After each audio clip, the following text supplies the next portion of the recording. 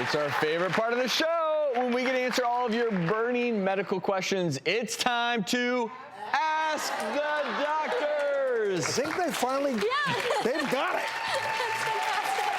And today's question, it's actually from one of our associate producers. Have a look. About a year ago, I noticed a dry patch on my left arm, and I looked online for a do-it-yourself treatment, and I saw that tea tree oil was good.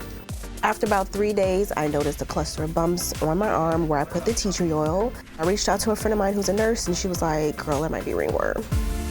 So I looked online for a treatment, and they were like, do apple cider vinegar, turmeric, and tea tree oil mixed together, put it on my arm, and it turned my skin black. I went to the ER and they said that I had eczema and they prescribed me with some cortisone. It's been over a year and my scar is still there. I'm just wondering, is this scar permanent or is there a way for it to be treated? Nyasha is in our producer's area, both on the show and helping produce the show. So, Dr. Batra, I know that you've had a chance to look at this. What's going on? So, Nyasha, I think because you're relatively new to the show, you don't know we've been doing so many segments about DIY and maybe not necessarily going online and deciding to put a bunch of things on your skin. I do think you have eczema and atopic dermatitis. And when you went online and you found all those different products and you put them on there, then it causes a really acute allergic contact reaction. Now, the downside and the reason it's lingering so much is that when you really inflame olive toned or pigmented skin like mine or like yours, it revs up the pigment production and then you get this hyperpigmented patch or footprint as to where the rash was before.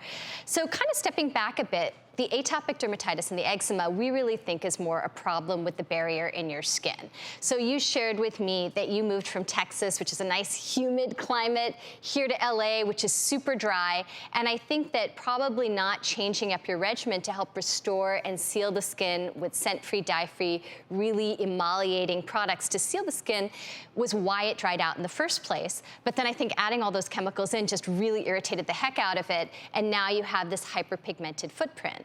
So first off, to treat the eczema, I would say really go back to, like I said, hypoallergenic, scent-free, dye-free, heavy products that seal the skin, things with ceramides, hyaluronic acid, free fatty acids, and that's what to look for in the ingredients in your products.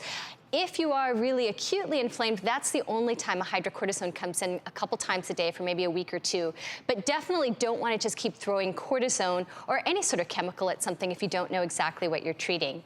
Now that it's calmed down, the hyperpigmentation can be treated with lightening creams. It can be treated with chemical peels. Have you tried anything more recently for it? No, I haven't. So we can hopefully hook you up. I am very happy to help take care of this, Nyasha, both getting you on a really good eczema regimen going forward, especially now that you're here to stay, hopefully in LA, and certainly on chemical peels or lightening creams to help fade out the discoloration. Thank you so much, Dr. Batra.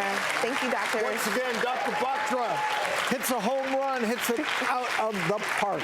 And then one thing I didn't mention, Nyasha, that I should have actually, is anytime you have inflammation of the skin, it's so important to protect it from the sun, just so it doesn't discolor further. Dr. Batra, thank you. Nyasha, good luck with it. Thank you.